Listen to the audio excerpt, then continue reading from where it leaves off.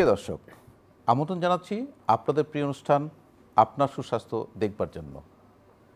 আজকে আমরা এমন একটি রোগ নিয়ে কথা বলবো, একটা নিউরোলজিক্যাল প্রবলেম, হঠাৎ কিছু মনে না আসা, ডিমেনশিয়া নিয়ে কথা বলবো। এই বিষয়ে কথা বলার জন্য আমাদের সাথে আছেন ডাক্তার মোহাম্মদ এনায়েত হোসেন।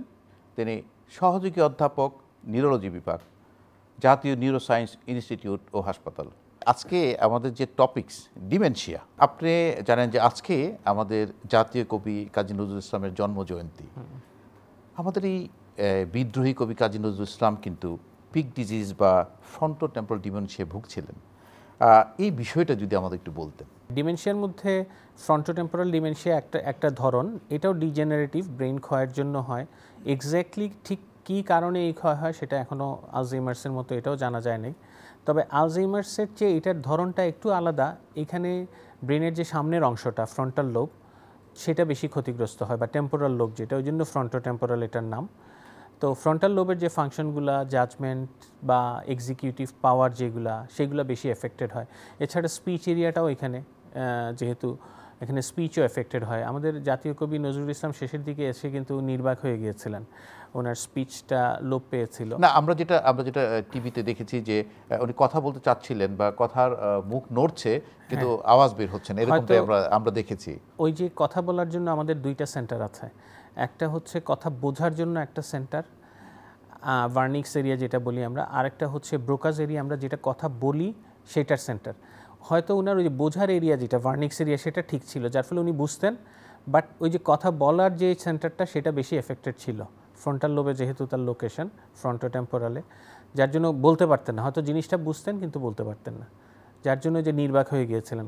তো এরা আবার ইশারায় বুঝতে পারে, অনেক সময় হয়তো এক্সপ্রেস করতে পারে, বাট অনেক সময় যে কথা বলা যেটা সেটার হয়ে ওঠে না, মানে কথা বলার যে আওয়াজটা সেটা আসলে সেটা আসে না, সেই কারণে জি, যেখানে মানুষের যে স্মৃতিশক্তি সহ অন্যান্য যে সমস্যাগুলো দেখা দেয়, যেমন ধরেন ভাষাগত সমস্যা হতে পারে, জাজমেন্টের সমস্যা হতে পারে। সো এই জিনিসগুলো একটা বয়সের পরে দেখা যায় যে আস্তে আস্তে হঠাৎ করে লোপ পাচ্ছে, তার জাজমেন্ট পাওয়ার কমে গেছে, স্মরণশক্তি কমে গেছে, বা নতুন কিছু যে করার বা অ্যাটেনশন কোনো কিছুতে দিতে পারার ক্ষমতা, এগুলো সব কমে যায়। কারা বেশি আক্রান্ত হন বা আক্রান্ত হওয়ার ঝুঁকি আছে কাদের? এটা সাধারণত বয়স বাড়ার সাথে সাথে এটা বাড়তে থাকে। কিছু কিছু ক্ষেত্রে দেখা যায় যে কম বয়সীদের ক্ষেত্রেও হতে পারে, বাট বেশিরভাগই এটা 65 বা তারপরে এটা শুরু হয়।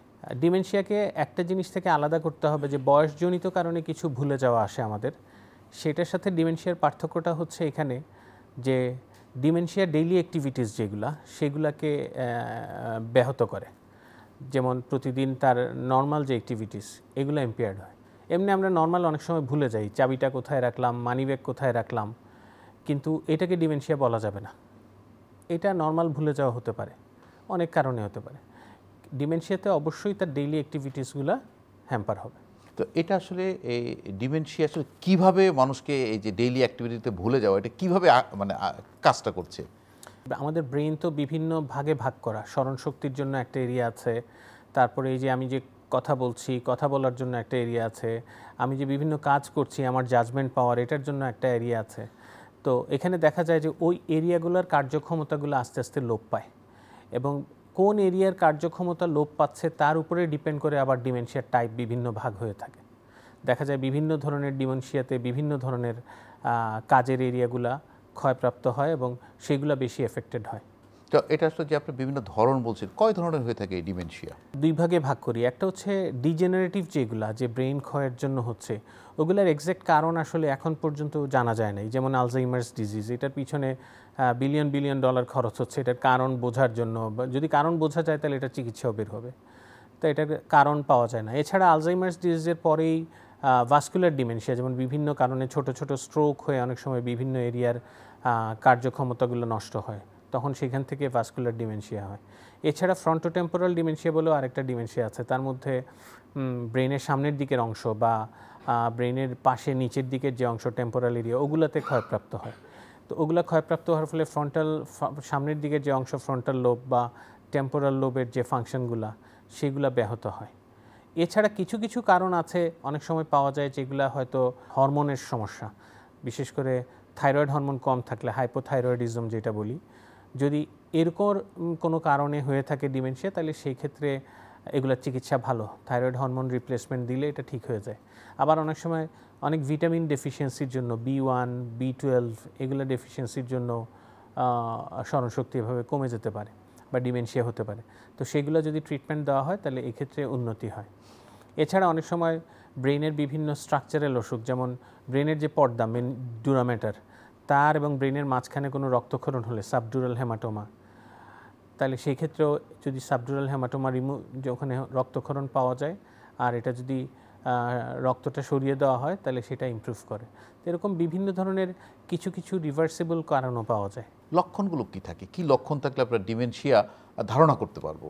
আচ্ছা, লক্ষণটা ডিপেন্ড করে আসলে কোন এরিয়া ইনভলভ হচ্ছে। আলজাইমার ডিজিজে দেখা যায় যে প্রথমে শর্ট টার্ম মেমোরি, যেটা আমাদের যে এই যে আজকে সকালে কি খেয়েছে বা যে রিসেন্ট মেমোরি, এইটা বিলুপ্ত হয় বেশি।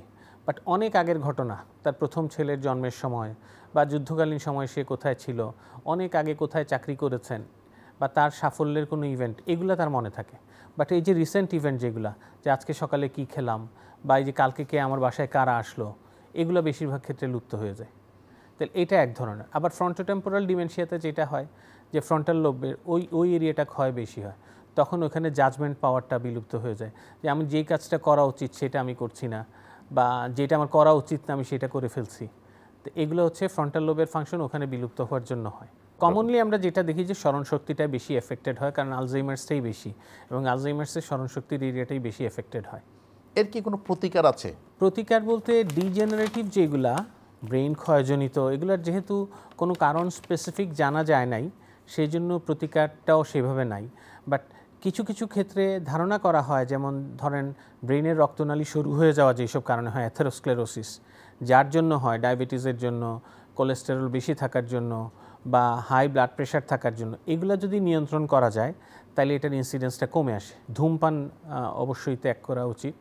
এছাড়া ব্রেনকে যতটুকু অ্যাক্টিভ রাখা যায়, বেশি সময় ধরে ব্রেনকে নিষ্ক্রিয় না রেখে ব্রেনকে সবসময় সক্রিয় রাখা, এগুলোও বলা হয় যে এই আলজাইমার্স ডিজিজ বা এই ধরনের ডিমেনশিয়াগুলা হয়তো প্রতিরোধে সহায়ক হতে পারে। আমরাও কিন্তু প্রতিনিয়ত কাজ করতে গিয়ে অনেক কিছু ভুলে যাই। সকালে কি করেছি অনেক সময় বিকালে মনে থাকে না, গাড়ির চাবিটা কোথায় রেখেছি খুঁজে পাচ্ছি না। এটা কি ডিমেনশিয়ার মধ্যে পড়বে? এটাকে ডিমেনশিয়া বলা যাবে না। এটা যদি ওইটুক সিভিয়ার হয় যে আপনার ডেইলি অ্যাক্টিভিটিস হ্যাম্পার হচ্ছে, যে এটা রেগুলারই হচ্ছে, হঠাৎ করে মাঝে মধ্যে চাবি কোথায় রেখেছি এটা সবারই হয়ে থাকে, মানি ব্যাগ কোথায় রেখেছি এটা হতে পারে। বাট এটা যদি রেগুলার ইভেন্ট হয়ে থাকে, যে আমি এই জিনিস প্রতিদিনই একই হচ্ছে এবং এটার জন্য আমার প্রতিদিন দৈনন্দিন কাজকর্ম ব্যাহত হচ্ছে, তখন সেটাকে ডিমেনশিয়া হিসাবে লেভেল করা যায়। তবে মাইল্ড কগনিটিভ ইম্পেয়ারমেন্ট, MCI বলে একটা স্টেজ আছে ডিমেনশিয়ার আগে, ওইটাতেও আপনার অত তীব্র না, ওটা হয়তো একদম প্রাথমিক অবস্থায়, তো সেটাও একটা ধাপ বলা যেতে পারে, প্রি ডিমেনশিয়া বা এরকম টাইপের। যাদের বয়স বাড়ছে, যেমন আমার কথাই বলি, এটা কি আমি প্রতিরোধ করতে পারবো? কোনো প্রতিরোধের কোনো উপায় আছে যে এখন কোনো ব্যবস্থা নিলে ভবিষ্যতে এটা হবে না? প্রতিরোধের ব্যবস্থা ওই যে বললাম, যে ব্রেনকে অ্যাক্টিভ যতটুকু আপনি সচল রাখতে পারবেন ব্রেনকে, সেটা একটা উপায় ধারণা করা হয়।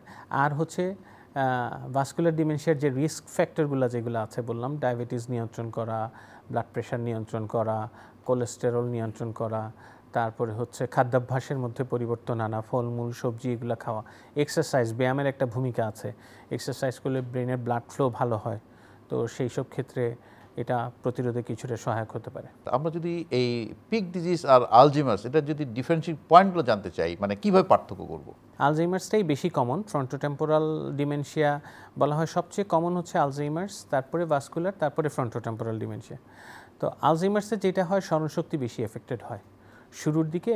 এই যে ওয়ার্ড খুঁজে পাচ্ছি না, অ্যাপ্রোপ্রিয়েট ওয়ার্ড, মানুষের নাম মনে করতে পারছি না, খুঁজে পাচ্ছি না, এগুলো বেশি এফেক্টেড হয় আলজাইমার্সের শুরুতে।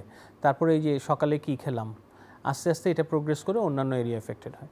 আর ফ্রন্টোটেম্পোরাল ডিমেনশিয়াতে ওই যে ফ্রন্টাল রিজনের ফাংশন যেগুলো, জাজমেন্ট, এক্সিকিউশন, কখনো দেখা যাচ্ছে অ্যাপেথি, একদম মনমরা হয়ে বসে আছে ডিপ্রেসিভ পেশেন্টের মতো, আবার কখনো কখনো দেখা যাচ্ছে একদম হাইপার অ্যাক্টিভ, ডিসইনহিবিশন বলে, যে নর্মাল ব্রেন তাকে যে ইনস্ট্রাকশন দেওয়ার কথা যে তোমার এই জিনিসটা করা উচিত না, ওইটা লুপ্ত হয়ে যায়, তখন দেখা যাচ্ছে সে ওই জিনিসটাই করে। বিহেভিয়ারাল অ্যাবনর্মালিটি, এগুলো বেশি হয় হচ্ছে ফ্রন্টোটেম্পোরাল ডিমেনশিয়াতে। এছাড়া যেহেতু স্পিচ এরিয়া এখানে লোকেটেড এই এরিয়াতে, এই জন্য স্পিচ এফেক্টেড হয় বেশি। অনেক সময় দেখা যায় যে আস্তে আস্তে তার কথা বলার ক্ষমতাটা কমে গেছে। এছাড়া বিভিন্ন ধরনের অনেক সময় সন্দেহপ্রবণ হয়। ওই যে বললাম জাজমেন্ট পাওয়ার লুপ্ত হয়ে যায়। দেখা যায় যে ওয়াইফকে সন্দেহ করছে, যে সারা জীবন ওয়াইফকে সন্দেহ করে নাই, এই 70 বছর বয়সে এসে ওয়াইফকে সন্দেহ করে, যে নিচে কোথায় যাচ্ছে তার পিছন পিছন যাওয়া শুরু করে। কারণ ওই যে ব্রেনের যে বলে যে তোমার এটা করা উচিত না, এটা লুপ্ত হয়ে গেছে, এর জন্য ওই লক্ষণগুলো দেখা দিচ্ছে। তো আলজাইমারের সাথে মূল জিনিসটা হচ্ছে এখানে স্মরণশক্তির ব্যাপারটা। এখানে স্মরণশক্তি এফেক্টেড লেট হয়, আর আলজাইমারের স্মরণশক্তিটা আগে হয়। ডিমেনশিয়ার চিকিৎসা জানতে চাই, যে আসলে কি চিকিৎসা করলে ডিমেনশিয়া ভালো হবে, বা আপনি বলছেন যে আসলে ভালো হয় না, কিভাবে আমরা এটাকে এই ডিজিজ প্রোগ্রেশনটাকে আমরা একটু স্লো করতে পারি? আমাদের সবসময় টার্গেট থাকে যে কারণ খুঁজে পাওয়া। যেগুলো কারণ খুঁজে পাই, যে বললাম যে হরমোনজনিত সমস্যা, ভিটামিন ডেফিসিয়েন্সির জন্য যেগুলো হয়, বা ব্রেইনে রক্তক্ষরণজনিত যেগুলো হয়, এগুলো যদি আমরা কারণ খুঁজে পাই এবং এটার চিকিৎসা দিই, তাহলে এটা ইমপ্রুভ করে যায়। বাট যেগুলো ডিজেনারেটিভ ব্রেনের স্থায়ী ক্ষয়ের জন্য হচ্ছে, সেগুলাতে আমরা বেশিরভাগ সময়ই আসলে কোনো চিকিৎসা খুব বেশি কাজ করে না। তারপরেও আলজাইমার্স ডিজিজে এখন বিভিন্ন ধরনের গবেষণা চলছে। সেই গবেষণা অনুযায়ী কিছু কিছু ঔষধ আছে, কোনো কোনো রোগীর ক্ষেত্রে হয়তো ইফেক্টিভ হয়, কারো ক্ষেত্রে হয় না, ডিপেন্ড করে স্টেজের উপরেও। এটা ওই মূলত কোন ধরনের ডিমেনশিয়া তার উপরে চিকিৎসাটা নির্ভর করে। না, কিন্তু সামাজিকভাবে একটা অ্যাওয়ারনেস, সচেতনতা, যে আসলে ডিমেনশিয়া একটা রোগ, এটা আপনি এই রোগী থেকে কীভাবে তাদের সাথে বিহেভ করতে হবে, হাউ টু বিহেভ, এটা কিন্তু একটা আসলে জরুরি। কারণ কারণ আমাদের দেশে যেটা আছে, যেন একটা পাগল যাচ্ছে, ঢিলাচ্ছে, মানে নানান ধরনের একটা মানে সমস্যা তৈরি করে। তো সেই ক্ষেত্রে যে এটা আসলে অ্যাওয়ারনেসটা কীভাবে বিল্ড আপ করা যায়, এটা নিয়ে সামাজিক সচেতনতা তৈরি করা দরকার। বিভিন্ন সভা সমাবেশ বা টিভিতেও এগুলার, এই রোগের লক্ষণগুলো কী, এটা নিয়ে বিজ্ঞাপন দেওয়া যেতে পারে। এছাড়া সভা সমাবেশের মাধ্যমেও জনসচেতনতা তৈরি করা যাবে। এই যে ডিমেনশিয়া রোগী, তাদেরকে সামাজিকভাবে পরিবার থেকে, মানে তার ছেলে মেয়ে, তার বাবা মা, এই পরিবার থেকে তাদেরকে কি যত্ন, কি কেয়ারটা নিলে তাদের জন্য ভালো হয়? এইসব রোগীদেরকে আসলে একদম শিশুর মতো যত্ন নিতে হবে। একজন শিশুর যেরকম ওইরকম বোধ থাকে না, বা তার যেরকম জ্ঞান ওরকম থাকে না নিজেকে ম্যানেজ করার জন্য, এই রোগ হওয়ার পরে ওই একই রোগী বয়সকালে একই অবস্থার মতো হয়ে যায়। তো সেই ক্ষেত্রে কেয়ার গিভার যারা থাকেন, সন্তান বা স্ত্রী, তাদেরকে অনেকটা মানবিক দৃষ্টিকোণ থেকে এটা একটা অসুখ হিসাবে নিয়ে তাদেরকেও সেইভাবেই এটা মনে করি দেখাশোনা করা উচিত, ধৈর্য নিয়ে। আরেকটি বিষয় আছে যে অনেক সময় দেখা যায় সিজোফ্রেনিয়ার সাথে অনেকেই ডিমেনশিয়াকে মিলিয়ে ফেলে। এটা আপনি কিভাবে মানে ডিফারেন্সিয়েটিং করবেন বা বলবেন?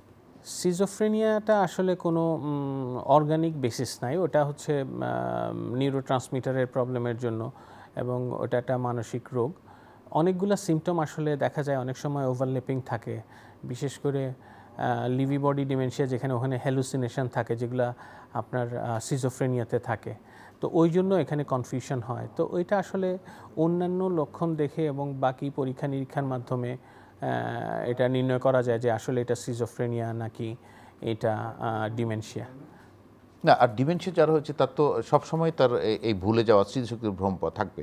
আর যাদের সিজোফ্রেনিয়া তাদের কি আসলে সবসময় থাকে, না একটা সময়ের জন্য আসে?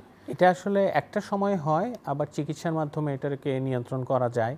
তো চিকিৎসা নিলে সিজোফ্রেনিয়া নিয়ন্ত্রণে থাকে। আচ্ছা, আর ডিমেনশিয়া রোগ নির্ণয়ের জন্য কোনো আধুনিক কোনো টুলস বা কোনো পরীক্ষা নিরীক্ষার প্রয়োজন হয় কিনা? টুলস বলতে যেসব কারণ নির্ণয় করার জন্য আমরা যেমন হরমোনের পরীক্ষা করি, তারপরে ভিটামিন লেভেলগুলো দেখি, ব্রেইনের অনেক সময় এমআরআই করাই, যে ব্রেইনের মধ্যে কোনো রক্ত জমে আছে কি না, অথবা কোনো টিউমারের জনিত কারণে ব্রেইনের ফাংশন এভাবে কমে গেছে কি না। তো সেগুলা, বাট ডেফিনিট ডায়াগনোসিস ডিপেন্ড করে, বিশেষ করে ডিজেনারেটিভ যেগুলো আলজাইমার্স ডিজিজ বা ফ্রন্টোটেম্পোরাল ডিমেনশিয়া, এগুলোর ক্ষেত্রে ব্রেইন বায়োপসি না করলে ডেফিনিট ডায়াগনোসিসে পৌঁছানো যায় না। তো সব ক্ষেত্রে তো আর বায়োপসি করা যায় না, আমাদেরকে রোগের লক্ষণ এবং অন্যান্য যে নন ইনভেসিভ ইনভেস্টিগেশন, এমআরআই বা অন্যান্য ব্লাডের টেস্ট, এগুলোর মাধ্যমে রোগ নির্ণয় করতে হয়। তবে এখন অনেকগুলো বায়োমার্কার চেষ্টা করা হচ্ছে, যে সিএসএফ, যেটা যে পিঠের মেরুদণ্ডের ভিতরের যে রস পরীক্ষা করে, অথবা রক্তের মধ্যে কিছু কিছু বায়োমার্কার্স দেখা যাচ্ছে যে স্পেসিফিক্যালি হাই কনসেন্ট্রেশনে থাকে এই আলজাইমার্স ডিজিজ বা এগুলাতে।